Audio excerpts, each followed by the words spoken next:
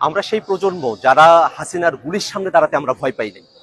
অতএব কারো ভাঙ্গা ডিমে আমাদের কিছু যায় আসে না। বরং এই ঘটনার মধ্য দিয়ে আবারও প্রমাণিত হয়েছে যে আওয়ামী লীগ একটি সন্ত্রাসী সংগঠন।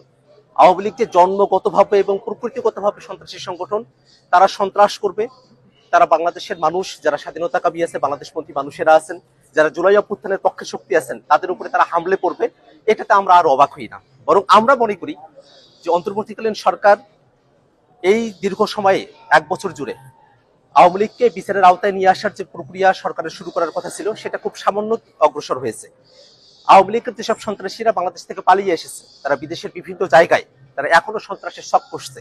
আমরা অন্তর্বর্তীকালীন সরকারের কাছে আহ্বান রাখবো, যারা দেশে এবং দেশের বাইরে আওয়ামী লীগ এবং তাদের দোসররা সন্ত্রাসের শখ করছে, তাদেরকে অতি দ্রুত বাংলাদেশে ফিরিয়ে নিয়ে গিয়ে তাদেরকে বিচারের আওতায় নিয়ে আসা হবে। এবং আমরা একটা কথা বারবার স্পষ্ট করে বলি, আজকে আমরা যখন নিউ ইয়র্কে এয়ারপোর্টে আমরা নেমেছি, আমরা দেখেছি আওয়ামী লীগের সন্ত্রাসীরা তারা যখন হুঙ্কার দিয়ে আসছিল, তারা যখন নানা অশ্রাব্য গালিগালাজ করছিল।